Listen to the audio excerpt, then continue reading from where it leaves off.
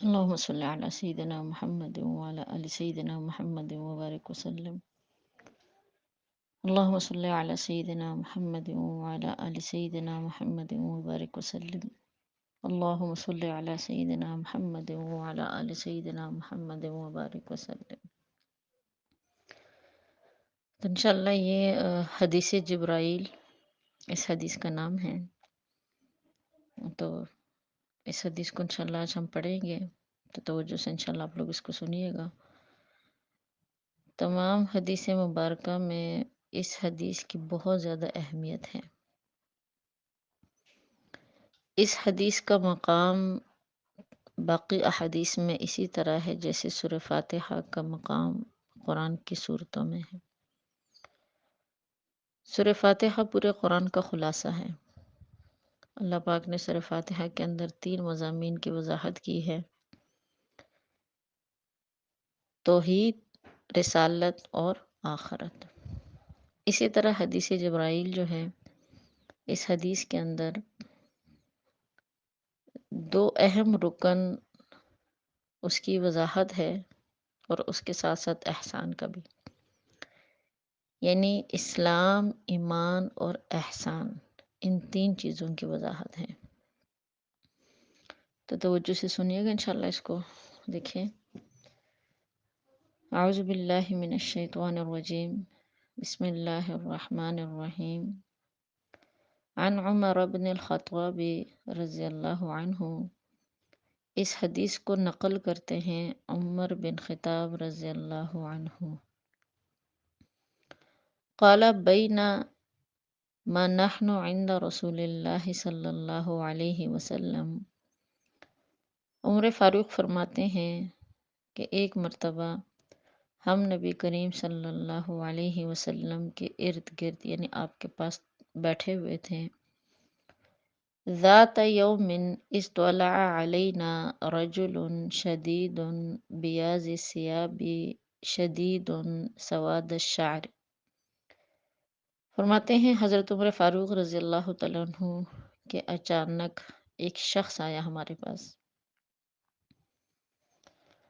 اب وہ جو آدمی آیا ہمارے پاس، اس کا جو لباس تھا وہ بہت زیادہ سفید تھا، اور اس کے جو بال تھے بہت ہی زیادہ سیاہ تھے.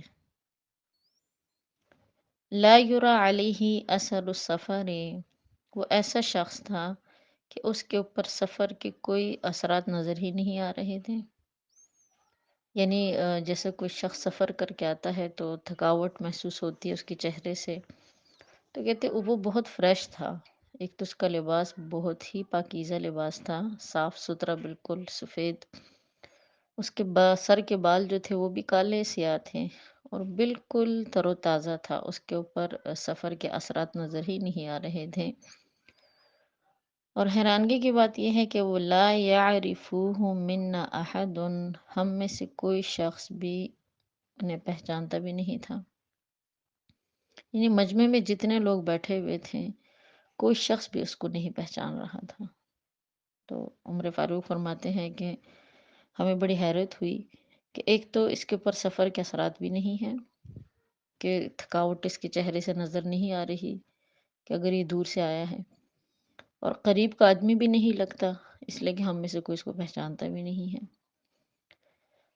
خیر، حضرت عمر فاروق رضی اللہ تعالیٰ عنہ فرماتے ہیں کہ حتی جلس الی النبی صلی اللہ علیہ وسلم. وہ بیٹھ گیا آپ صلی اللہ علیہ وسلم کے پاس. اتنے قریب بیٹھا کہ فَأَسْنَدَ رُكْبَتَيْهِ إِلَى رُكْبَتَيْهِ. اس شخص نے اپنے گھٹنے ٹیک دیے آپ صلی اللہ علیہ وسلم کے گھٹنوں مبارک کے ساتھ. وَوَضَعَ كَفَّيْهِ عَلَى فَخِذَيْهِ. اور اس شخص نے اپنی ہتھیلیاں آپ صلی اللہ علیہ وسلم کے رانوں پر رکھی. یعنی حضرت عمر فاروق فرماتے ہیں کہ بھی اس شخص کی ہر چیز نرالی تھی اور تعجب والی تھی اور حیران کن تھی. ایک تو وہ نزدیک کا بندہ بھی نہیں تھا، دور کا بھی نہیں لگ رہا تھا کہ کوئی سفر کر کے آیا ہو. دوسری بات یہ ہے کہ جب وہ آیا تو وہ بیٹھا تو بہت ادب کے ساتھ 2 زانوں ہو کر، اللہ کے پیغمبر کے سامنے بیٹھا، اور لگ بھی نہیں رہا تھا کہ اس کو کچھ پتہ ہے، اس لیے کہ اس نے اپنی ہتھیلی جو ہے وہ پیغمبر خدا صلی اللہ علیہ وسلم کے ران مبارک پر رکھی۔ یعنی ویسے تو ادب کا تقاضا یہ ہے کہ اگر کوئی دوزانوں ہو کے بیٹھتا ہے تو اپنی ہتھیلیاں اپنی ہی رانوں پر رکھے، لیکن نہیں، اس شخص نے اپنی ہتھیلیاں محمد مصطفیٰ صلی اللہ علیہ وسلم کی رانوں پر رکھی۔ فرماتے ہیں کہ کہنے لگا کہ یا محمد اخبرنی عن الاسلام، اور کہنے لگا کہ اے محمد مجھے اسلام کے بارے میں بتلا دیجئے۔ تو عمر فاروق فرماتے ہیں کہ اس کے سوال سے بھی مجھے بہت زیادہ تعجب اور حیرانگی ہوئی کہ بھئی رسول خدا کا ڈائریکٹ نام لے رہا ہے یا محمد کہہ کے آپ الاسلام کو پکار رہا ہے، تو معلوم ہوا کہ اس کو لگتے کچھ آداب معلوم نہیں تھے، تو اس نے ان الفاظ کے ساتھ اپنے اسلام کو مخاطب کیا کہ اے محمد مجھے خبر دیجئے اسلام کے بارے میں۔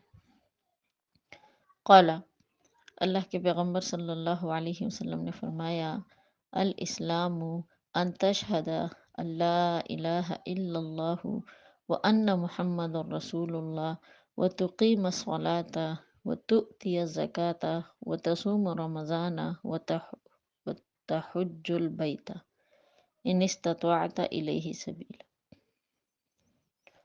اللہ کے پیغمبر صلی اللہ علیہ وسلم نے فرمایا کہ اسلام یہ ہے کہ تم زبان سے گواہی دو لا الہ الا اللہ محمد رسول اللہ، اس کلمے کی، نماز پڑھو، زکوٰۃ ادا کرو، رمضان کے روزے رکھو، اللہ کے گھر کا حج کرو اگر تمہاری وسعت ہے، گنجائش ہے اس راستے میں آنے اور جانے کی۔ قالا، تو کہتے وہ شخص کہنے لگا صدقتا، آپ نے سچ فرمایا۔ تو میرے فاروق فرماتے ہیں کہ فعجبنا لہو، بھئی ہمیں تو بہت زیادہ تعجب ہوا اس شخص پر، یسألہ ویصدقہ، کہ وہ آپ صلی اللہ علیہ وسلم سے سوال بھی کر رہا ہے اور آپ صلی اللہ علیہ وسلم کے جواب کی تصدیق بھی کر رہا ہے۔ یعنی اس شخص نے بڑی حیرت میں ہمیں ڈالا کہ بھئی کبھی تو لگتا تھا کہ اس کو کچھ پتہ ہی نہیں ہے، اور کبھی اس کے انداز سے ایسا لگتا تھا کہ اس کو سارا کچھ معلوم ہے۔ یعنی سوال کرنے کا انداز تو ایسا تھا کہ اس کو تو آداب کا پتہ ہی نہیں ہے کہ اس نے اس پیغمبر کا نام لیا ہے، اور بعد میں کہتا ہے کہ آپ نے سچ فرمایا۔ قال فاخبرنی عن الایمان، کہتے پھر اس شخص نے دوسرا سوال یہ کیا کہ آپ مجھے خبر دیجئے ایمان کے بارے میں۔ یعنی آپ صلی اللہ علیہ وسلم سے پوچھا کہ خبر دیجئے اے محمد مجھے خبر دیجئے ایمان کے بارے میں کہ ایمان کیا ہے۔ قال، اللہ کے پیغمبر صلی اللہ علیہ وسلم نے فرمایا، ان تؤمن باللہ وملائکتہ وکتبہ ورسلہ والیوم الآخر وتؤمن بالقدر خیرہ وشرہ من اللہ تعالی۔ ایمان یہ ہے اللہ کو مانو، ایک اللہ کو مانو، اللہ کے فرشتوں کو مانو، اللہ کی کتابوں کو، اللہ کے رسولوں کو، آخرت کے دن کو، اچھی اور بری تقدیر کو۔ قال صدقت، تو کہ اس شخص نے کہا کہ آپ نے بالکل سچ فرمایا۔ اب دیکھیے اس حدیث کو انشاءاللہ سمجھیے گا۔ اس حدیث مبارکہ میں اس آنے والے شخص نے محمد مصطفیٰ صلی اللہ علیہ وسلم سے دو سوال کیے۔ نمبر ایک، اسلام کے بارے میں بتلا دیجئے کہ اسلام کیا ہے۔ دوسرا سوال اس کا تھا کہ ایمان کے بارے میں بتلا دیجئے کہ ایمان کیا ہے۔ اسلام کے بارے میں جب اس نے پوچھا تو آپ صلی اللہ علیہ وسلم نے فرمایا، ان تشہد اللہ الہ الا اللہ وان محمد الرسول اللہ، اور ساتھ ساتھ فرمایا کہ نماز پڑھو، زکوٰۃ ادا کرو، رمضان کے روزے رکھو اور حج کرو۔ جب ایمان کے بارے میں پوچھا گیا تو اللہ کے پیغمبر نے فرمایا کہ اللہ کو مانو، اللہ کے فرشتوں کو مانو، اللہ کی کتابوں کو مانو، رسولوں کو مانو، آخرت کے دن کو مانو، اچھی اور بری تقدیر پر ایمان لے کر آؤ۔ تو دیکھیے میری بہنوں، اس چیز کو سمجھے گا اچھی طریقے سے۔ اس حدیث مبارکہ میں ہمیں ایمان اور اسلام کے درمیان فرق بتلا دیا گیا ہے۔ اسلام کا جو تعلق ہوتا ہے وہ اعمال کے ساتھ ہوتا ہے، یعنی اعضاء کے ساتھ۔ جیسے جب ہم گواہی دیں گے نا، اشہد ان لا الہ الا اللہ وان محمد رسول اللہ، تو اب اس میں یہ ایک ظاہری بات ہے جو سننے والے کو سنائی دے سکتی ہے، اس میں ہماری زبان کو حرکت ہو رہی ہے۔ اور اگر ہم نماز کی ادائیگی کریں تو نماز کی ادائیگی میں بھی ہمارے پورے جو بدن ہے، جسم، وہ ہل رہا ہوتا ہے، تو وہ بھی ایک جسم کا عمل ہے، یعنی ظاہری اعضاء کا عمل ہے۔ اسی طرح روزے کی مثال دیکھیے تو روزہ بھی ظاہری بات ہے، اس کا بھی صاف پتہ لگتا ہے۔ زکوٰۃ دیتے ہیں تو وہ بھی انسان کو دیتے ہیں، اس کا بھی پتہ لگ رہا ہوتا ہے۔ اور اگر ہم حج کرتے ہیں تو حج میں بھی جتنے اعمال ہوتے ہیں تو اس کا تعلق بھی انسان کے بدن کے ساتھ ہے، ظاہری اعضاء کے ساتھ ہے۔ تو اسلام کہتے ہیں کہ اعمال کی پابندی جو انسان کے جسم سے اس کی ادائیگی ہوتی ہے، ظاہری اعضاء سے۔ ظاہری اعضاء سے مراد دیکھیں، اس میں ہاتھوں کو حرکت ہے، پاؤں کو حرکت ہے، جسم کو حرکت ہے، ٹھیک ہے نا؟ اس کو کہتے ہیں اسلام۔ اب اگر کوئی شخص ہمارے سامنے کہتا ہے لا الہ الا اللہ محمد رسول اللہ، تو بھی ہم کہیں گے کہ یہ تو مسلمان ہے، اس لیے کہ ہمارے سامنے دیکھیے یہ گواہی دے رہا ہے، زبان سے گواہی دے رہا ہے، تو اس لیے ہم اس کو مسلمان کہیں گے۔ کوئی نماز پڑھ رہا ہے تو نماز پڑھتے وقت دیکھ کے صاف پتہ، اس کے یعنی عمل سے ہی پتہ لگ رہا ہے کہ یہ مسلمان ہے۔ کوئی حج کر رہا ہے تو اس کے عمل سے صاف پتہ لگ رہا ہے کہ بھئی یہ مسلمان ہے۔ کوئی زکوٰۃ دے رہا ہے تو صاف پتہ لگ رہا ہے کہ بھئی یہ مسلمان ہے۔ تو ظاہری اعضاء کا نام ہے اسلام۔ اور ایمان کیا ہے؟ ایمان کا تعلق قلب کے ساتھ ہے، ایمان کا تعلق قلب کے ساتھ ہے، اور یہ بنیاد ہے، عقیدہ ہے۔ اگر خدا نخواستہ انسان کے دل میں ان چیزوں میں سے کسی ایک چیز کے بارے میں بھی تردد ہو، شک ہو، تو وہ شخص مومن ہی نہیں ہوتا۔ سب سے پہلی چیز کیا ہے؟ اللہ کو ماننا، اللہ وحدہ لا شریک لہ، یکتا از رب کو ماننا۔ دوسری چیز کیا ہے؟ اللہ کے فرشتوں کو ماننا،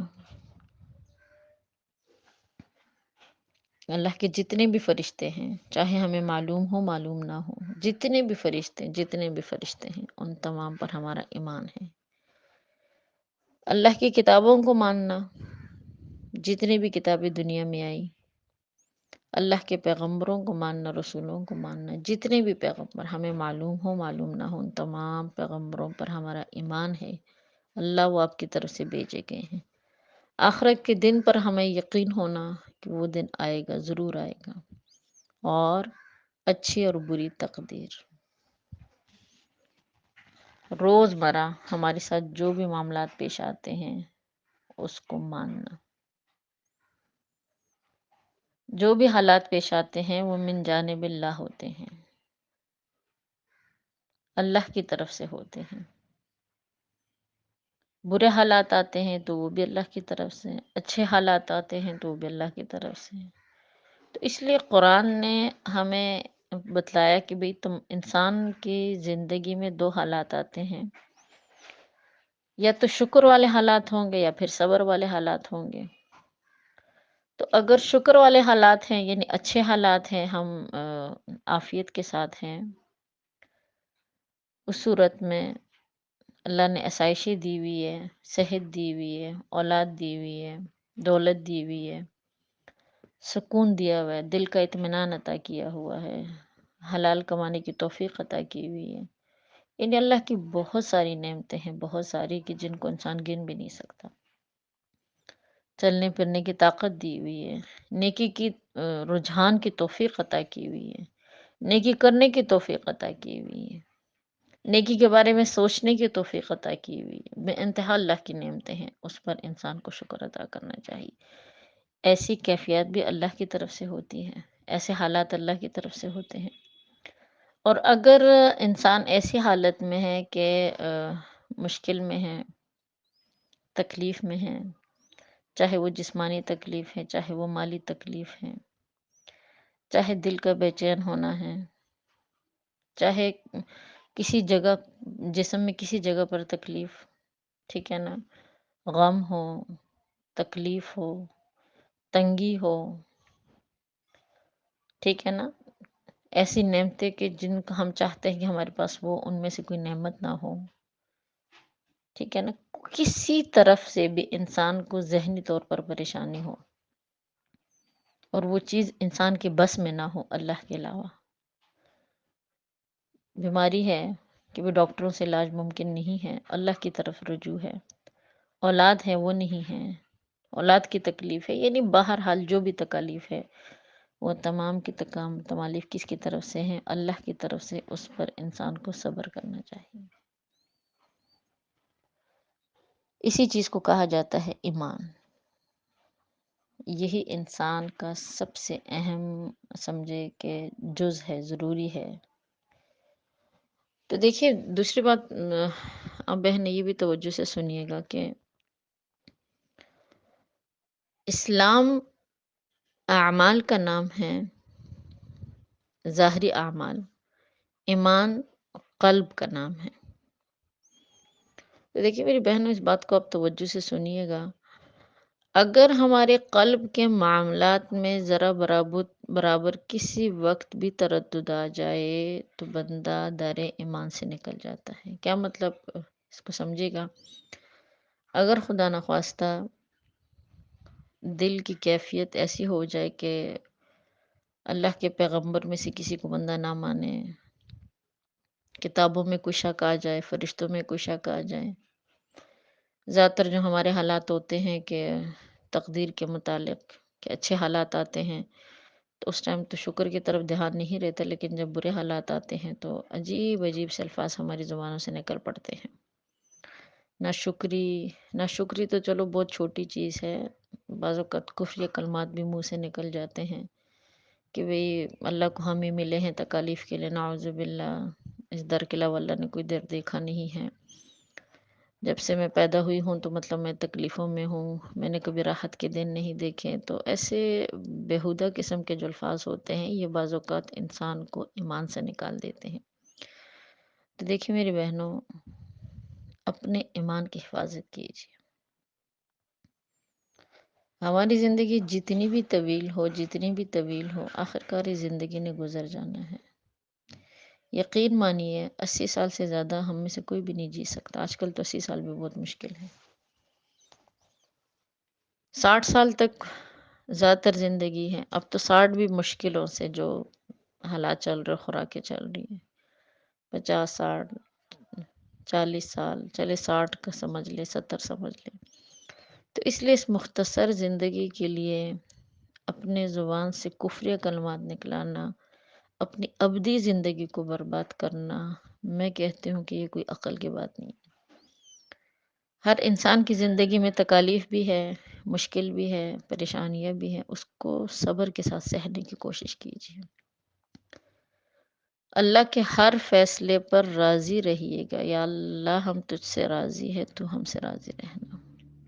اللہ سے مانگیے اللہ کے رضامندی، یا اللہ ہمیں توفیق عطا فرما دیجیے کہ ہم ان حالات پر تجھ سے راضی ہو۔ رب کریم ہمیں رضامندی کے اعمال کرنے کی توفیق عطا فرما دیجیے۔ کچھ چیزیں اللہ سے مانگنے کی ہوتی ہے، دین بھی اللہ سے مانگنا ہے، ٹھیک ہے نا۔ کچھ چیزیں تو دیکھیں مقدر میں ہیں، لیکن کچھ چیزیں مانگنے سے ملتی ہیں۔ توفیق اللہ سے مانگا کریں، توفیق کہتے ہیں مانگنے سے ملتی ہے۔ اللہ نے خود یہ چیز ہمیں سکھائی ہے، اہدنا الصراط المستقیم، اللہ سے مانگو یا اللہ ہمیں سیدھے راستے پر چلنے کی توفیق عطا فرما۔ تو اس آیت سے کیا بات ثابت ہوتی ہے کہ نیکیاں اللہ سے مانگنی ہوتی ہیں۔ اللہ ہمیں نیکی کے اعمال کرنے کی توفیق عطا فرما دے، سیدھے راستے پر چلنے کی توفیق عطا فرما دے، اپنے مقدر کے ہر فیصلے پر ہمیں راضی رکھنے کی توفیق عطا فرما دے۔ تو یہ چیز اللہ سے مانگا کرے۔ عارضی زندگی ہے، 2 دن کی زندگی ہے، تاکہ اس زندگی پر ہم اللہ سے راضی رہیں، ہمارے ایمان کے اندر تردد نہ آ جائے۔ تو دیکھیں اسلام میں سے اگر ہم کوئی چیز چھوڑتے ہیں نا بالفرض، فرض نماز ہے چھوڑنی نہیں چاہیے، بہت بڑا گناہ ہے، کبیرہ گناہ ہے، لیکن ہم یا بغیر کسی عذر کے فرض نماز چھوڑ دیتے ہیں تو اس سے کیا ہوگا کہ دوسرے وقت میں ہمیں اس کی قضا پڑھنی چاہیے۔ چلے ہمیں زندگی میں پوری زندگی ہم قضا اس کی پڑھتے بھی نہیں ہے تو اس سے ہم کیا ہوں گے؟ گناہ گار ہوں گے، یعنی ہمارے اعمال کے اندر کبیرہ گناہ لکھ دیا جائے گا، لیکن اعمال کو چھوڑنے سے ہم کافر نہیں ہوں گے۔ ہم نے نہیں رکھا، رکھنا چاہیے تھا، ظاہر بات ہے فرض روزہ تھا، نہیں رکھا، کبیرہ گناہ ہم سے سرزد ہو گیا۔ لیکن اگر ہم نہیں رکھ سکے کسی وجہ سے تو پھر کسی وجہ سے تو چلے وہ عذر ہو جائے گا، لیکن بلا وجہ ہم نے نہیں رکھا تو وہ ایک کبیرہ گناہ ہم نے کر لیا، اس کا کفارہ ہے، یا پھر کفارہ بھی ہم سے نہیں ہو سکا تو ہمارے اعمال نامے کے اندر ایک کبیرہ گناہ لکھا جا چکا ہے، لیکن اس سے ہم ایمان سے نہیں نکلیں گے، یعنی یہ چیزیں ہمیں ہمیشہ کی دوزخ میں نہیں ڈالے گی۔ لیکن میری بہنوں، ایمان ایک ایسی چیز ہے، عقیدہ ایک ایسی چیز ہے کہ خدا نخواستہ اگر اس میں ذرا برابر بھی شک آ جائے تو پھر ابدی زندگی ہماری کس میں ہونی ہے؟ جہنم میں ہونی ہے۔ تو اس لیے بہت سوچ سمجھ کے یعنی ہمیں اپنی زبان استعمال کرنی چاہیے، اللہ کی کسی حکم کی خلاف ورزی نہ ہو، اللہ کی ناراضگی والے الفاظ ہمارے منہ سے نہ نکلے، کفری الفاظ ہمارے منہ سے نہ نکلے، اس لیے کہ دیکھیں اس رب نے بن مانگے ہمیں ایمان عطا کیا ہے، اور یہ جو ایمان ہے نا، یہ ایمان یہ بہت اہم چیز ہے، یہ ہماری 24 گھنٹے کی عبادت ہے۔ 24 گھنٹے ہم اللہ کے یعنی سمجھے اللہ کے حکم کے تحت چل رہے ہیں۔ اب ماننا، قلب کا جو ماننا ہے وہ سیکنڈ کا ماننا تو نہیں ہے نا، وہ تو بس اس حالت میں اللہ ہمیں موت دے ہی مانگا کرے، اللہ ہمیں ایمان کی حالت میں موت عطا کرے۔ اس لیے کہ جو ایمان کی روشنی ہمارے دلوں کے اندر ہے یہ ہر وقت کی عبادت ہے، چلتے پھرتے اٹھتے بیٹھتے سوتے جاگتے عبادت ہے، یہ اللہ کا حکم ہم مان رہے ہیں، لیکن اعمال کا تعلق وقتی ہے، ٹھیک ہے نا؟ اللہ کرے یہ بات آپ کو سمجھ آئے، اللہ ہمیں توفیق عطا فرمائے۔ تو انشاءاللہ یہ حدیث بس یہاں تک کافی ہے، پھر اگلی کلاس میں آپ کو احسان کے بارے میں بتاؤں گی۔ وآخر دعوانا الحمدللہ رب العالمین۔